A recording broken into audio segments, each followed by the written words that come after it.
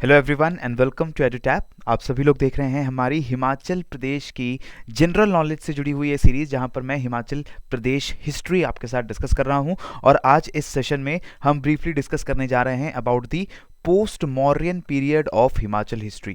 मौर्यन राजवंश के, मौर्यन एम्पायर के बाद का जो समय है उसको हम आज इस वीडियो में डिस्कस करने जा रहे हैं। इस वीडियो से पहले मैंने आपके साथ ऑलरेडी हिमाचल हिस्ट्री की प्री हिस्ट्री से स्टार्ट करके सोर्सेज क्या है हिमाचल हिस्ट्री को जानने के, प्री हिस्टोरिक हिमाचल में आने वाले जो रेसेस हैं, आने वाले जो ट्राइब्स हैं, उनके बारे में डिस्कस किया है। और जो रिपब्लिकन ट्राइबल किंगडम्स हिमाचल के अंदर सबसे पहले बने हैं, चाहे वो त्रिगर्ता और डुम्बराज की बात हो, वो सारी चीज़ें मैं डिस्कस करते हुए आपके साथ आ रहा हूँ। लास्ट सेशन में हमने अलेक्जेंडर का इन्वेजन जो हुआ है और मौर्यन एम्पायर का राइज एंड अशोका का रूल, उसको भी आपके साथ डिस्कस कर लिया है। In this video we are going to talk about the post modern history, right. So without any delay हम इस पोस्ट मॉडर्न पीरियड को स्टार्ट करते हैं। सबसे पहले हमने लास्ट लेक्चर में ये देखा कि जब मॉडर्न एम्पायर डिसइंटीग्रेट होने लगा, क्योंकि बहुत बड़ा एम्पायर था, Ashoka who was a very strong ruler, Ashoka के बाद आने वाले जो किंग्स थे, जो रूलर्स थे, वो उतने कॉम्पिटेंट नहीं थे शायद, और वो एम्पायर को एक साथ रखने में कामयाब नहीं हो पाए। तो मौर्यन एम्पायर, जो कि एक बहुत बड़ा एम्पायर था, अफगानिस्तान से लेकर के असम बंगाल तक वो फैला हुआ एम्पायर था, वो डिसइंटीग्रेट होने लगा और उसको रिप्लेस किया शुंगा एम्पायर ने, शुंगा डायनेस्टी या शुंगा एम्पायर, राइट। अभी जो शुंग एम्पायर था, इस एम्पायर के दौरान द रिपब्लिकन हिल स्टेट्स, उन्होंने अपनी इंडिपेंडेंस डिक्लेयर कर दी, क्योंकि जो हिमाचल में और हिमाचल के अलावा जो सतलुज रावी के प्लेन्स थे और जो यमुना और सतलुज के बीच के प्लेन्स में जो भी ट्राइबल किंगडम्स थे, उन्होंने अपनी इंडिपेंडेंस डिक्लेयर कर दी, क्योंकि उन्हें पता था कि अब शुंगा एम्पायर हम पे कंट्रोल नहीं रख पाएगा। ठीक है। इसी के साथ इन किंगडम्स ने, इन ट्राइबल स्टेट्स ने, किंगडम्स ने अपने खुद के कॉइन्स को इशू करना स्टार्ट कर दिया। और हमें सेकेंड सेंचुरी बीसी से सेकेंड सेंचुरी एडी, इन 400 सालों के पीरियड में बहुत सारे कॉइन्स मिलते हैं। चाहे हम ब्यास वैली की बात करें, रावी वैली की बात करें, हम यमुना और सतलुज रिवर्स के अराउंड के एरियाज में बात करें, हमें बहुत सारे कॉइन्स इन ट्राइबल किंगडम्स के यहाँ पर देखने को मिलते हैं। ये सारे जो कॉइन्स हैं वो शिमला के म्यूजियम में भी उनको संग्रहित करके रखा गया है। होता क्या है इसके बाद कि Kushan empire, next important empire जो कि हिमाचल की हिस्ट्री को प्रभावित करता है, वो आता है। Kushans basically they belong to central Asia. Central Asia से कुषाण एम्पायर जो है वो चलना स्टार्ट करते हैं, वहां से वो ओरिजिनली बिलोंग करते हैं।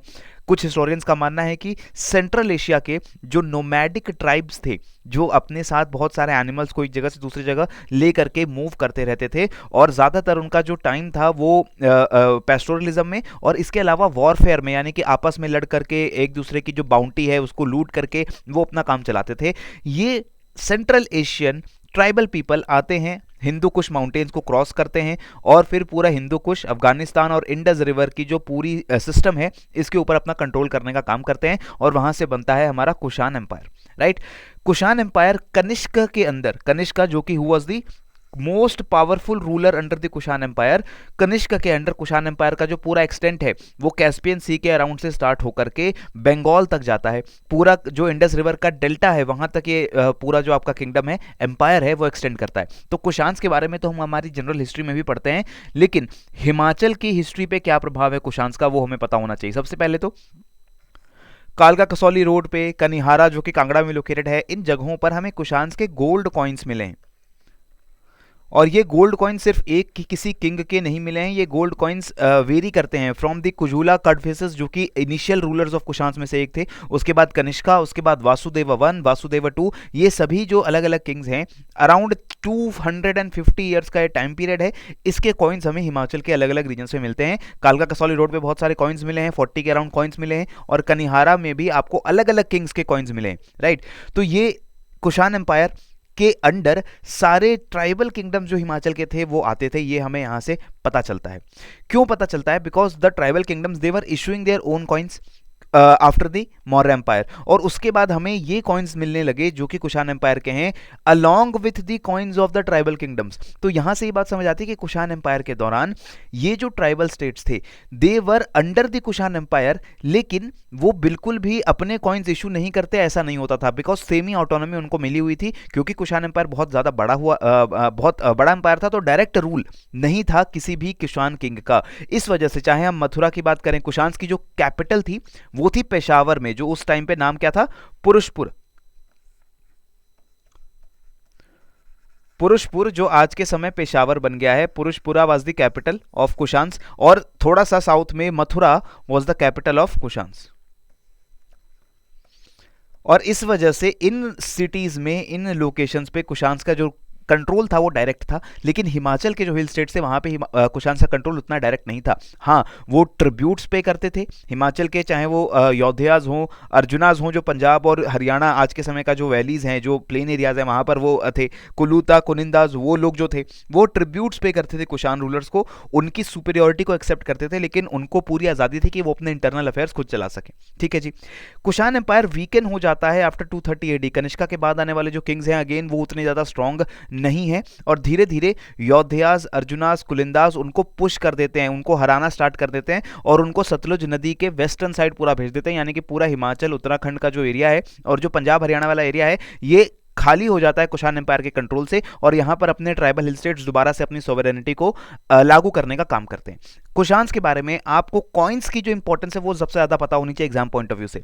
ज्यादातर कुशान कॉइन्स जो हमें मिले हैं वो गोल्ड के कॉइन्स मिले हैं, इसके अलावा सिल्वर, डीबेस्ड सिल्वर, डीबेस्ड सिल्वर मतलब सिल्वर में हमने थोड़ा सा गोल्ड और थोड़े से दूसरे मेटल्स मिला करके उसका एक अलॉय बना दिया है, डीबेस्ड सिल्वर, और इसके अलावा हमें कॉपर के भी कॉइन्स मिलते हैं, लेकिन मेजॉरिटी ऑफ द कॉइन्स जो हमें मिलते हैं कुशान एम्पायर के, they are of gold coins, right. Language जो यूज की गई है वो बैक्ट्रियन लैंग्वेज है, इंडो ग्रीक लैंग्वेज है, और ग्रीक स्क्रिप्ट को इसमें यूज किया गया है। आप देख सकते हो इन ये सभी कॉइन्स हम अलग अलग कुशाना रूलर्स के दिखा रहे हैं।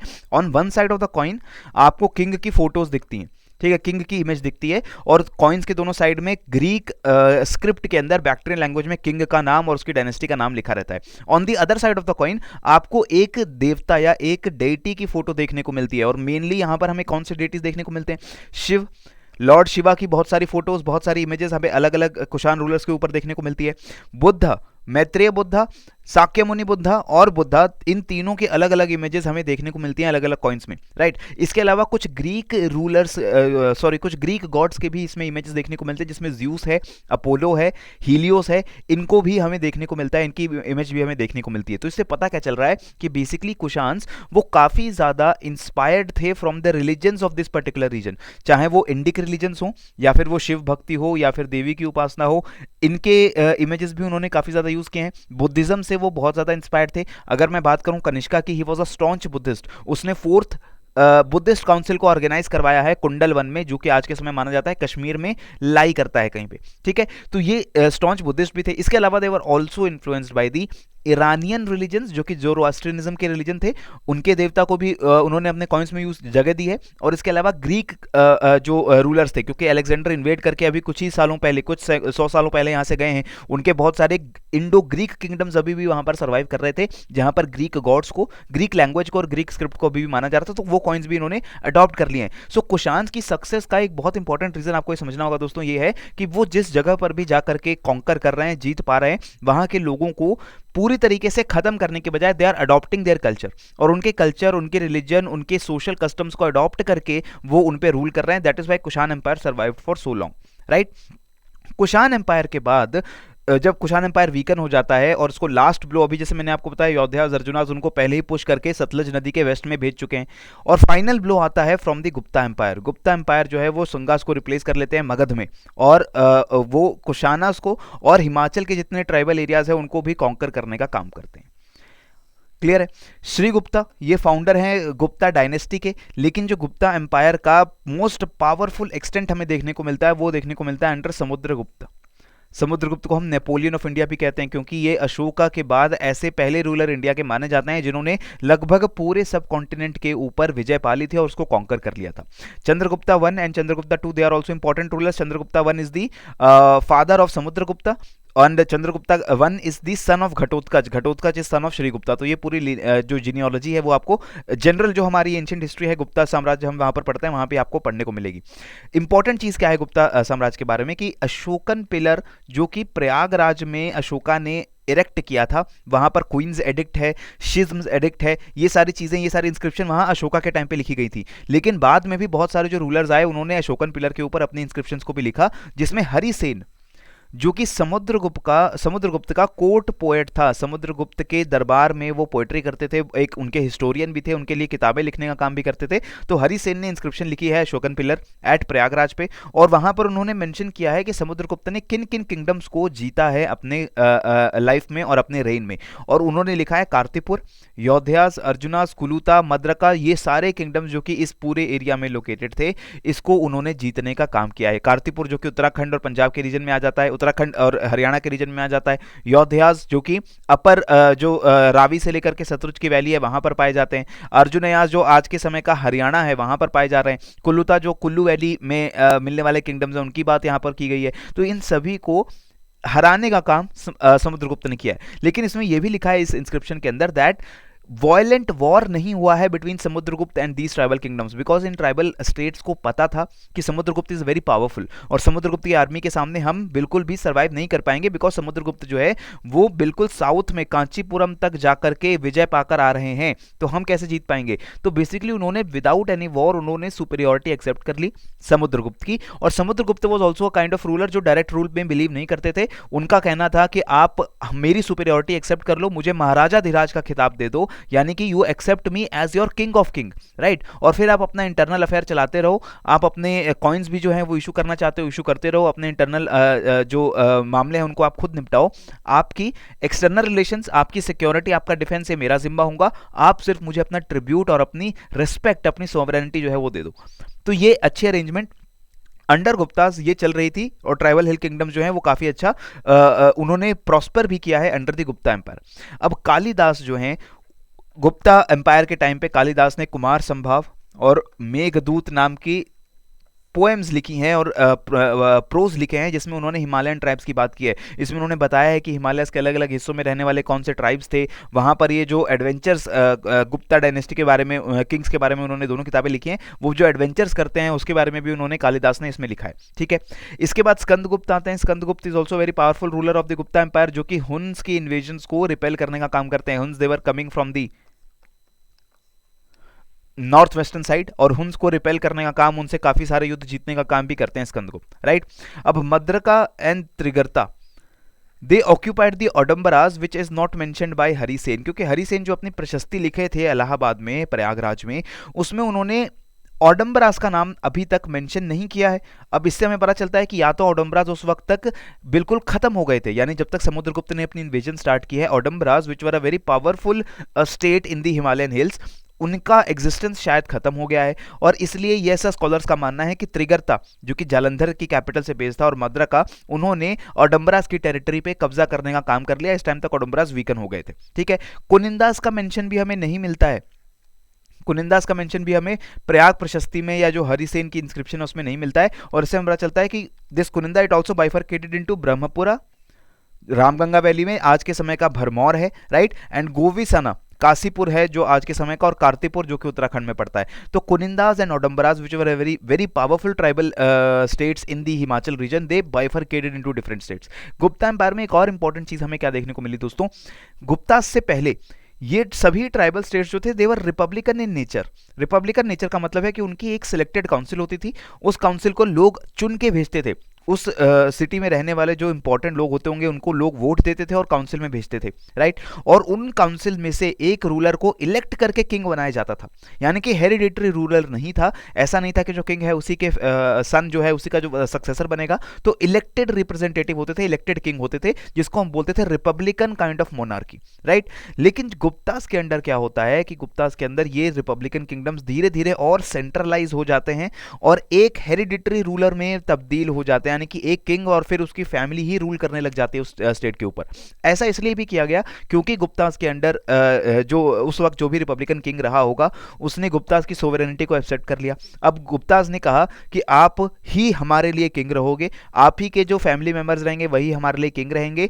और इससे सिक्योरिटी इंश्योर होती है। सिक्योरिटी कैसे इंश्योर होती है कि गुप्तास को भी इंश्योरिटी है कि अब इसी फैमिली के लोग यहां पर रूल करने वाले हैं और ये हमारे लॉयल हैं। कल को कोई दूसरा रूलर इलेक्ट होके नहीं आएगा।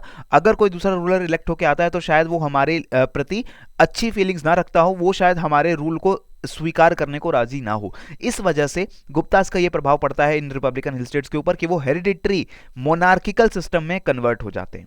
क्लियर है। इसके साथ दूसरा, कुशान्स के टाइम पे, अशोका के टाइम पे बुद्धिज्म का प्रोपगेशन होता है हिमालयन हिल्स में। पूरी हिमालयन हिल्स में ज़्यादातर जो किंग्स हैं, ज़्यादातर जो ट्राइबल हिल स्टेट्स हैं, वो स्तूपास और मोनेस्ट्री बनाने का काम करते हैं, बुद्धिज़्म को प्रोपगेट करने का काम करते हैं। लेकिन जब गुप्तास का रूल एक्सटेंड होता है हिमालयाज़ में, तब जाकर के वहाँ पे हिंदुइज़्म और कहा जाना चाहिए ब्राह्मणिज्म का जो रिलीजन है वो ज़्यादा पॉपुलर हो जाता है। टेम्पल्स की कंस्ट्रक्शन स्टार्ट हो जाती है। जो ब्राह्मण्स कम्युनिटीज़ हैं, उनके जो रिचुअल्स हैं, उनके जो स्क्रिप्चर्स हैं, उनकी पॉपुलैरिटी ज़्यादा बढ़ जाती है under the Gupta rule, right. तो ये रिलीजन में भी किस तरीके से socio economic point of view से चेंज आ रहा है, ये भी आपको पता होना चाहिए। इसी टाइम पर आपका बुशहर और सिरमौर, जो सिंगपुर का किंगडम हुआ करता था, सिंगपुर किंगडम एंशिएंट नेम है सिरमौर का, आज के समय इसको सिरमौर नाम से जाना जा रहा है। इट केम इनटू एग्जिस्टेंस, और सिंगपुर के इंस्क्रिप्शंस हमें मिलती हैं लाख मंडल टेम्पल में, उत्तराखंड में लोकेटेड है लाख मंडल टेम्पल।